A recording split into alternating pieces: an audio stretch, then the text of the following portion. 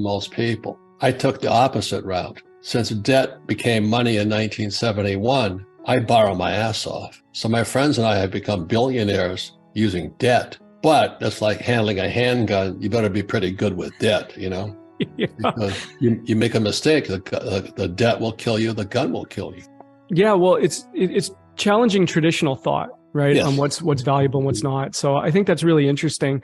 Taking a look at the real estate market itself, over the last few years, if you owned a home, it may have seemed like you won the lottery with the, incredible valuation. Some called it a bubble. Now we're seeing a major downward movement and adjustment in pricing, especially in major metropolitan areas.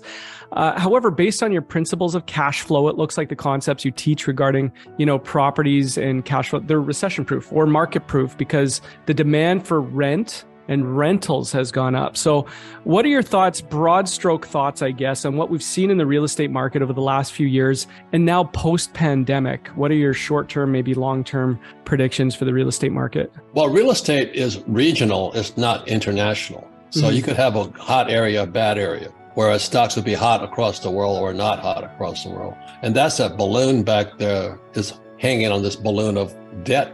That's what's happening to it. So with real estate, you've really got to know what's going on in your area more than anything else. And I've been caught. I've lost money, made some bad purchases and all that, but the market always came back. My concern this time is it might not come back. So I could get caught, but thank God I've got a lot of Bitcoin and a lot of gold and silver to cover my mistakes. But if you're what I call in the Marine Corps, they were called FNGs. And if you jumped into real estate, just because everybody else was getting rich 2 years ago, you might be the FNG, and we all get caught. So the problem I have with academics and school teachers is they tell you not to make mistakes. But how do you learn if you don't make mistakes? How does a baby learn to walk unless they fall down? Yeah. So for the young people, I say, look, be willing to make mistakes. Just don't lie about it. Mm-hmm. You make a mistake, say, hey, I effed up. I screwed up. How do I pay you back? What can I do? But this guy, SBF, Sam Beckman, fraud and all that, he's trying to cover it up and all this. And Mr. Wonderful's not saying anything. I'm going, why don't you guys admit it? Tom Brady, I don't know how much he lost, but they all got caught. It's not Bitcoin, it's fraud. Mm-hmm. There is a difference. That's like saying, I lost $1 million on a gold mine. Well, was it the gold mine or you got cheated? And as for young people, I just say this and be willing to tell the truth. I screwed up. What's the price? Let me pay it back. I've paid back many mistakes. Yeah, it's great advice. Great advice, Robert. I did want to ask you about this too, because right now the thought of actual home ownership for many seems like an impossibility for a lot, right? In your work, you do talk about the hypnosis of the system designed to enslave those who aren't financially literate. Go to school, get a job, get out of debt, save money, pay taxes. All that being said, add 401k to it. Okay. Yeah, exactly. Add that to it as well. Yeah.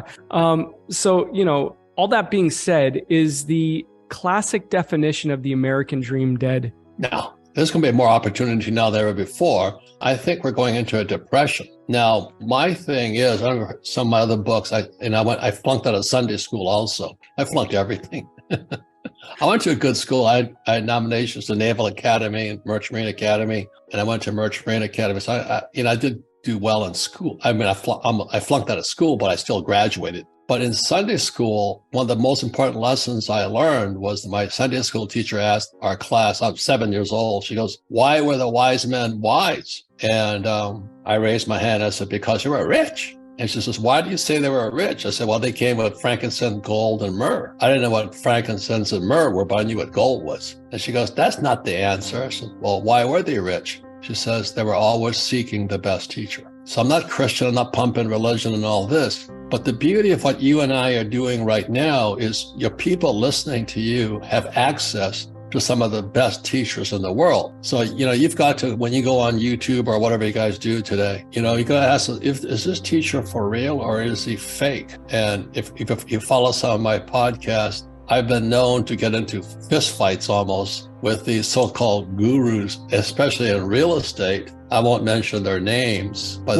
why don't I mention it? Because we just had Grant Cardone on the show. How'd it go with Grant? Well, I got into it with him. I wouldn't do what he says to do. It's the same as Dave Ramsey. I mean, I respect Dave Ramsey because his formula does work. But what Grant Cardone was saying, in my opinion, was high risk.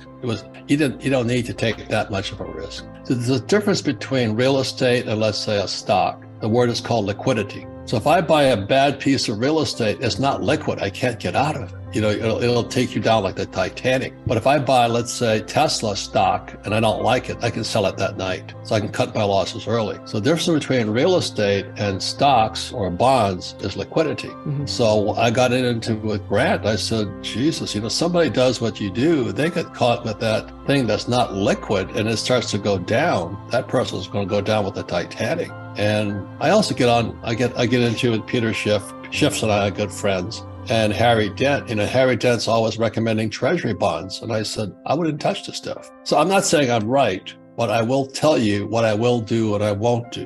Mm-hmm. And that's what all you young people look for, a teacher that will tell you what they are doing, not what you should be doing. There's a very big difference. So if you think you should be in a 401k, then find a teacher who will tell you, get in a 401k. I wouldn't touch this stuff. It's like Wagyu cattle and semen.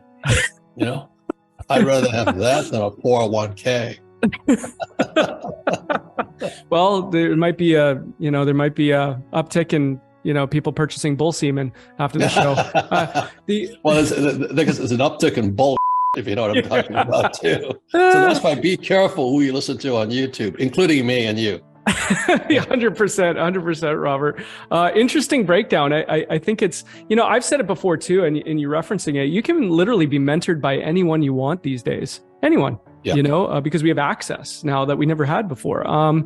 Speaking about the real estate industry itself, for sales professionals and brokers, I really loved your breakdown of the importance of being able to sell, right? You said sales equals income. And I think people in any service industry are going to have to sharpen their sales skills, especially as things get more difficult. So can you just touch on the importance of sales skills and why the ability to sell directly impacts your success? Well, if you're going to be an entrepreneur, you have to be able to sell. Okay, pure and simple. But you're going to be a librarian, you don't need the skill set. So when I talk to young entrepreneurs, I said, look, when I was getting out of the Marine Corps, my poor dad wanted me to go fly for United Airlines. And thank God I didn't, because I was a Marine pilot. You don't want me flying your passenger liner for you. And so I asked my rich dad, I said, I want to be an entrepreneur like you. And he says, then you have to learn how to sell. And in my family, my poor dad's family, salesmen were scum. So you notice in most academic families. So when my rich dad said, you have to learn how to sell,